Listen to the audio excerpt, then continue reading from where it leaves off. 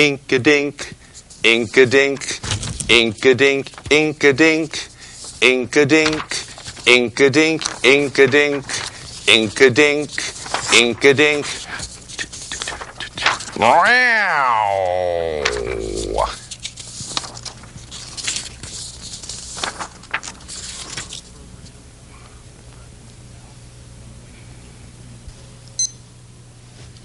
You know, you could call in a little bit later, Mitt. That'd be better that you call in. And I know you've been wanting to get on the show, but, you know, I understand also that some of the other candidates deserve a little time on the air, too, with Basil. So, you know, you could certainly call in later. I'd be happy to talk to you. Oh, welcome to Basil BuddhaCat Presents. Sorry. My name is David Stevenson. I'm Basil's co-host. With me, of course, I have in the center slot Basil BuddhaCat. And tonight and the show that'll air tomorrow morning, Sunday morning, we will have former Senator Rick Santorum. Rick is with us via phone because he's unable to make it. He's, of course, back and forth between campaigning and spending as much time as he's able to with his daughter Bella, and we're certainly concerned for her health. His daughter Bella has a condition that's requiring a lot of medical care.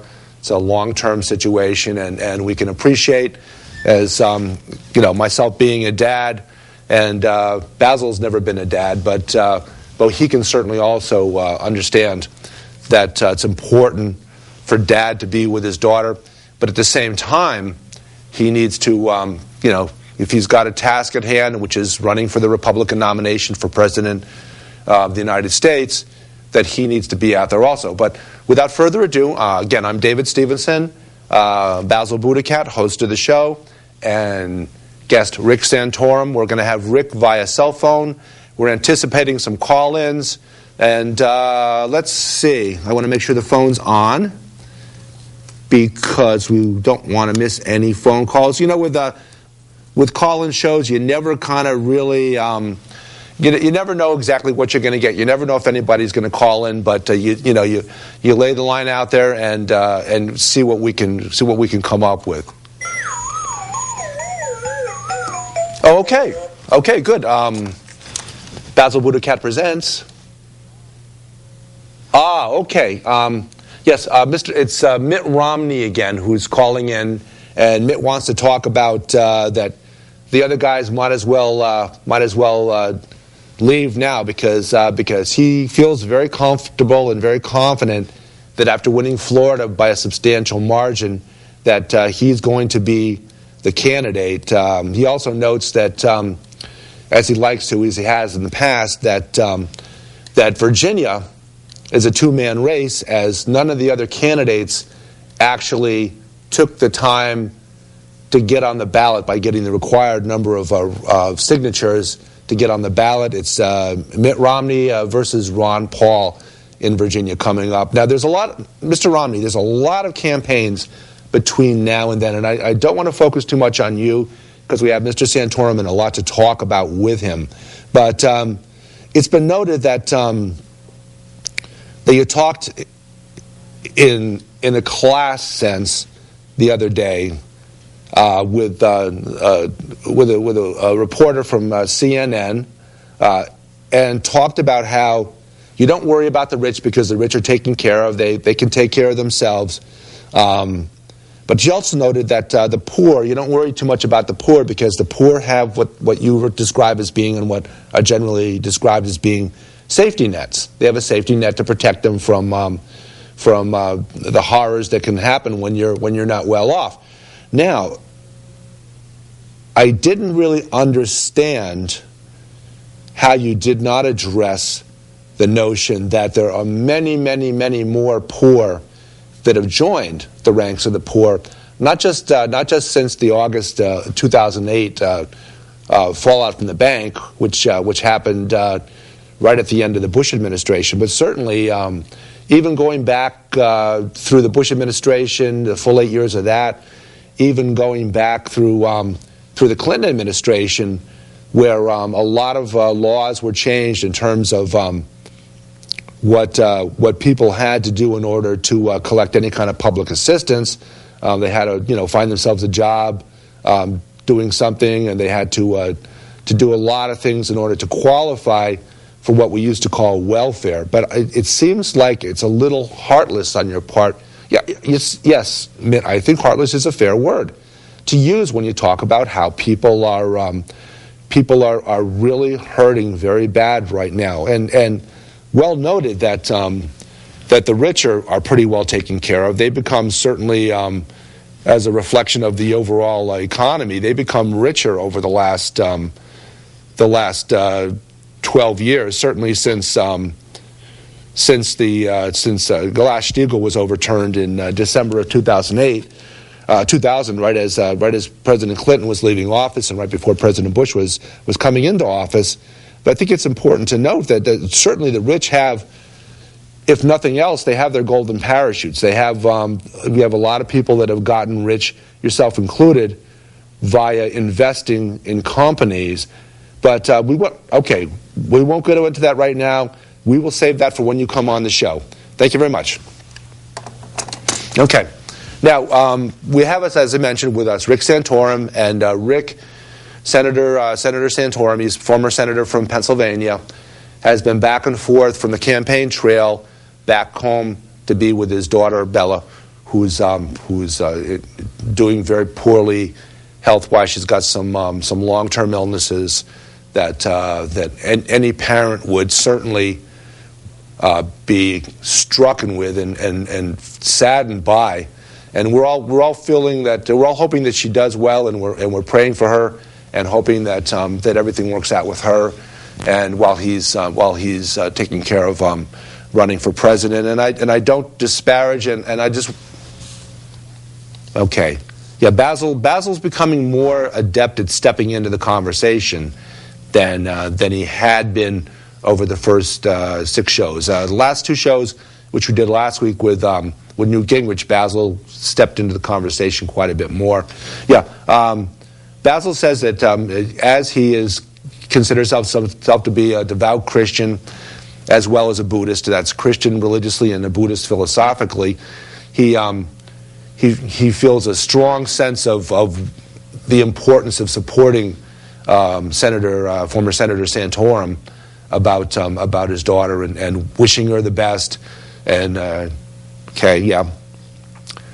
he understands that Senator Santorum would stay on the campaign trail because well, the way Basil puts it is life goes on, and it's important to continue your line of work while trusting that doctors and that Senator Santorum's wife and the rest of his family are there on a regular basis, and he's there to be with his daughter Bella as often as he can be.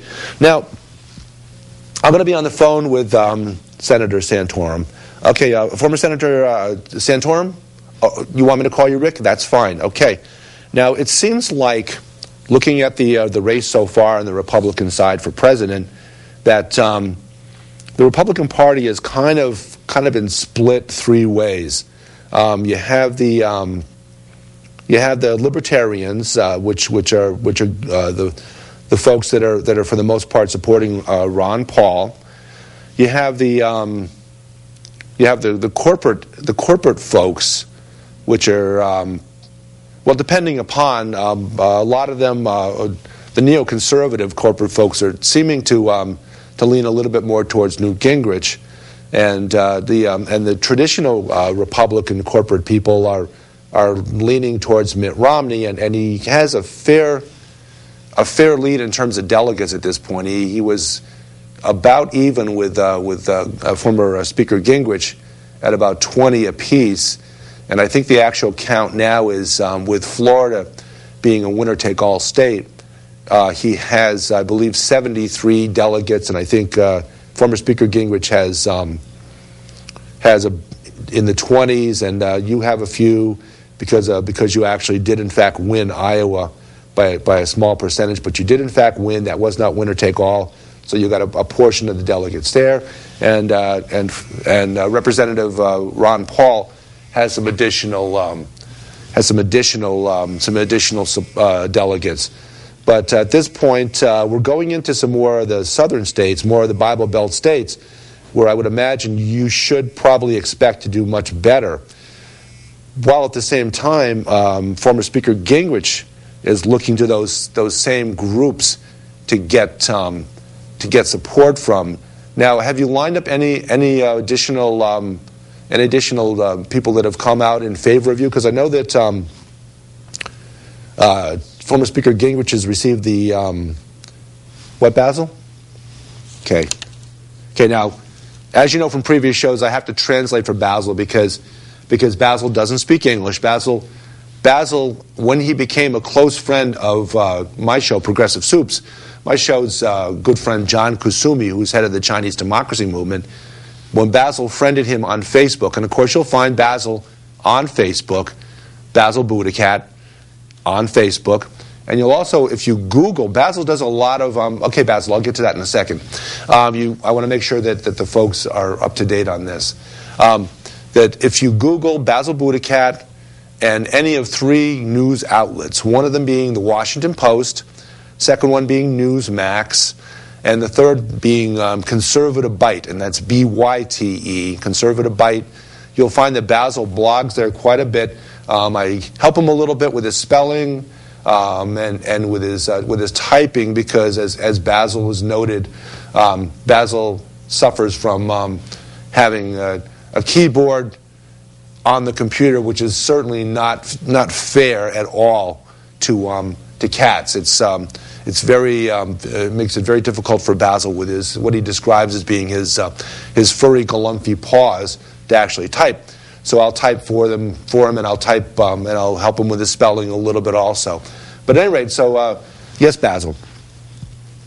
Okay, Basil wants to note that we had a call in last week, Gerald from South Carolina, and Basil has not heard yet from Gerald's wife, Emmeline, but Basil's hoping to hear from her because he wants to continue that conversation. Basil, I also wanted to continue and finish up the bit about John Kusumi. John Kusumi was head of the Chinese democracy movement. When Basil friended him on Facebook, Basil began getting friend recommendations from friends of John Kusumi's, many of whom had Chinese characters for their names. So Basil began learning and displaying some fluency in not Cantonese. Now, we know Mandarin is a principle. That's the language of the state of China, but there's also Cantonese, which is a more countrified version of what Chinese people speak out away from the major metropolitan areas. But Basil doesn't speak Cantonese. Basil has become fairly fluent in Catanese, and I have also, by necessity, so I could translate for him here on the show. Okay, Basil wants to note that it's important that former Senator Santorum is probably, certainly from a evangelical standpoint, certainly the candidate of choice. Now, Basil has had some difficulty and some tough discussions with evangelicals, because he believes that evangelicals, unfortunately, in his eyes, don't really represent as much as they should the teachings of Jesus Christ, our Lord and Savior. Basil feels that they become much too in tune with the ideas of wealth building and yeah, okay, that's fair to say, Basil. Basil wants to note that their Jesus has become more of what Basil describes as a three-piece suited Jesus that doesn't really represent the teachings of Jesus Christ. And Basil, as we noted, Basil has also become very comfortable with Buddhism. And yes, okay, Basil. Yeah. He also wants to note that there's certainly no inconsistency between being a Christian religiously and a Buddhist philosophically, that many of the lessons that Jesus taught while he was on earth very, very much parallel the teachings of the Buddha from thousands of years prior, that it's very possible, Basil says, he's noted through a lot of his scholarly work that it's very possible that the Jesus did in fact have trips away from the Holy Land to parts of the world where they practiced Buddhism at the time, and Buddhism is very possibly one of the foundations of what came to be known after Jesus was killed, and his followers began what they called Christianity. That Buddhism may very well be contain a lot of the cornerstones of Christianity, and I think that's safe to say. But again, Senator Santorum, I want to spend some time talking with you. Of course, got a lot of evangelicals that have stuck with you, and the same way that a lot of libertarians have stuck with Ron Paul. In his backing, and both of you have been what we've come to call second-tier candidates. You've got the two principal candidates, Mitt Romney and Newt Gingrich, and at this point, it appears that the two second-tier candidates are yourself and Ron Paul, the libertarian. But at any rate, what's your thoughts about former Governor Romney's remarks the other day about the poor having their safety nets, which take care of them? Okay. Yep. Okay. Former Senator Santorum is telling me that he believes that God will take care of us. That's the overarching principle that he lives by, is that God will take care of everyone in their time. But he, unlike Congressman Paul, believes that government has a lot to do with making sure that there's a safety net for the poor, that they have food, that they have health care. He just believes that he doesn't believe the government should do that directly. He believes the government should work in conjunction and support religious groups, for the most part, he believes, to help take care of the needs of the poor. And not much unlike Congressman Paul, who's pretty much said the same thing, but it sounds like you feel like government has a little bit more of an active role that it should take in taking care of the poor. Now, Mr. Santorum, what about this business about the wealthy? Do they pay their fair share? Do you really feel like they pay their fair share? What do you feel? How do you feel about that? Senator Santorum is telling me that he thinks they pay a lot of money, that if government can be shrunk properly, that we can continue the tax rates we have now while taking care of everyone's needs. Okay, we're also anticipating some call-ins, but let's continue our discussion now about that. Now, Senator Santorum, a lot of folks have described former Speaker Newt Gingrich as being what's known as in circles as a neoconservative. That's to say, someone who believes in things like nation building, who believes that America has a place in the world, being the world's policeman and being an important part of the grand scheme of things globally. What's your thought about that? Okay. Senator Santorum says he believes that we have some role in that. He doesn't believe, as Congressman Paul does, that we should scale back our military presence dramatically around the world. He believes that we should perhaps scale it back somewhat and provide guidance and assistance more like what we've seen in the last 2 years with things like drone attacks, taking out Al Qaeda, with precision attacks against people like Osama bin Laden. Do you, in fact, then support the job that President Obama has done internationally? Okay, he says he won't go that far. He thinks that there's some good and some bad. He believes that the United States has portrayed itself as being too weak Okay, hold on. It's Basil.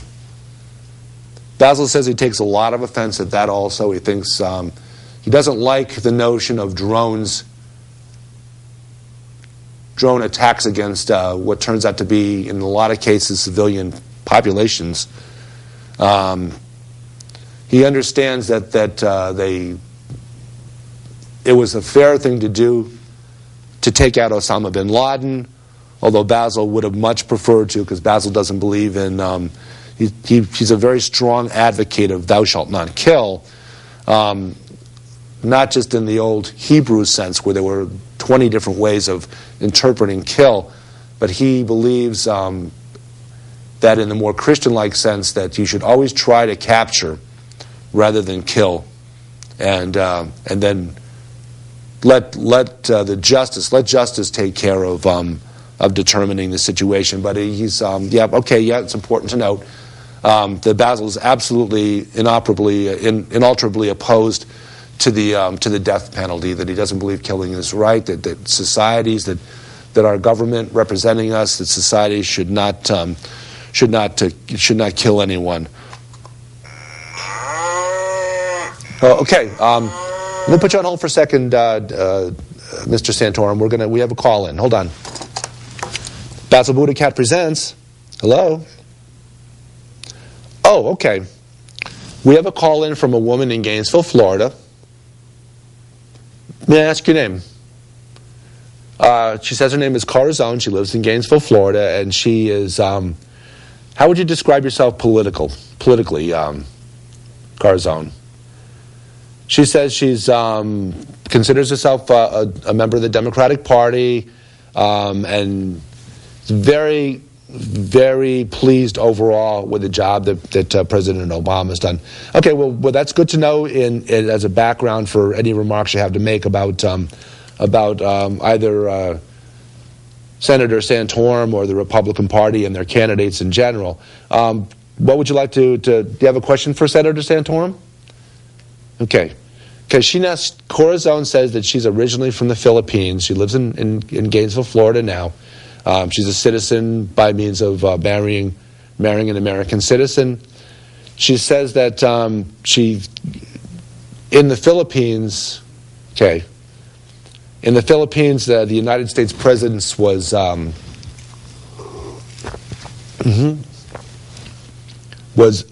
very overly heavy-handed, and she feels like the Philippines is treated more like a colony than like a sovereign state or a sovereign nation, and doesn't really have the opportunities that any of the United States have individually. She's likening what's going on in Puerto Rico to what's going on in the Philippines. That very much the same way that the United States controls everything that happens in Puerto Rico, that it very much controls everything that's happening in the Philippines. She says she's against that. That many Filipinos have become, and Filipinas have become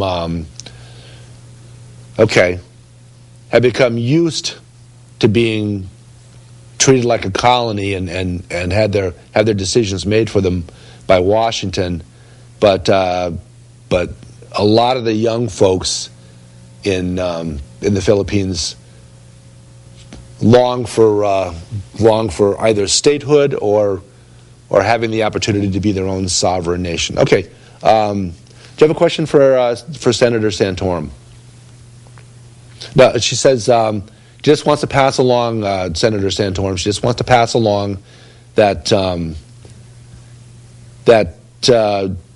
she understands your Christian principles, but she believes that you should, in fact, be patriotic, much more patriotic than you or the other Republican candidates or the Republican Party in general. Be more patriotic and more supportive of President Obama, and keep your remarks to behind the scenes, more behind the scenes. Well, we're in an election year now, so Okay, no, but she says that from day one, the Republican Party's mantra has been, let's make President Obama one-term president. And they basically, yeah, you're right, Corazon. They have basically set their sights on disagreeing and opposing every single thing that President Obama has put forward, including the health care bill, which she says is she followed that pretty carefully while that was being debated, okay, and did a lot of reading and didn't mind reading the 2,000-page health care package because she felt like it was important to understand it, and rather than complain about it being 2,000 pages long, which, by the way, that's not out of the ordinary at all for bills that pass through the House and Senate and go through committees, that ended up actually being, when they pushed single payer out of the way, ended up being pretty much identical to the bill that the Republican Party had put forth as an alternative to what they called Hillary Care back in 1994. And of course, yes, I think it's important to note, that Speaker Gingrich was part of that group that put forth that health care bill, which apparently now they have. It has been passed through the House and Senate. It's beginning to take effect over a period of years, and now that it's not their bill, they were for it, but now they're against it. I guess you're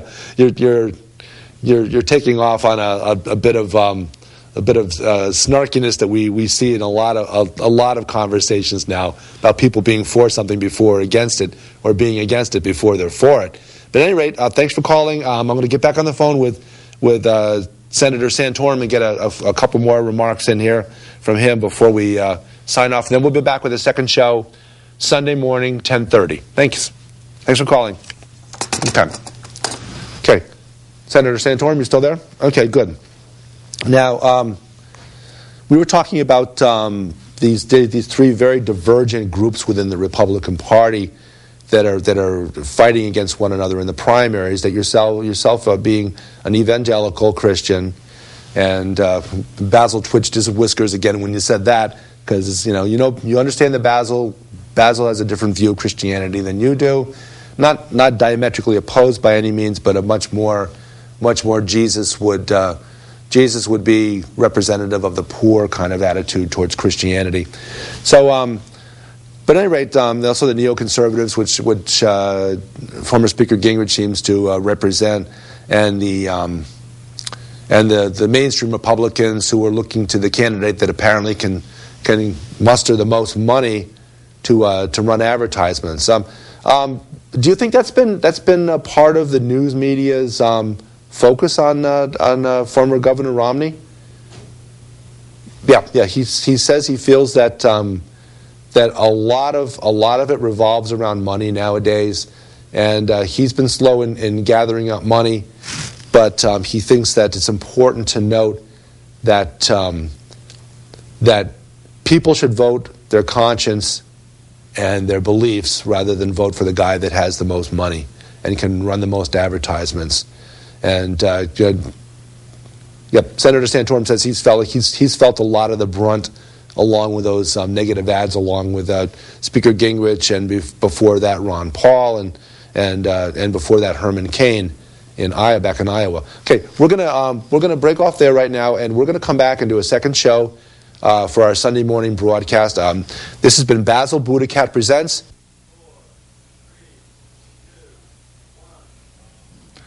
They say they'd rob your grandma blind on Wall Street, Fritter her up.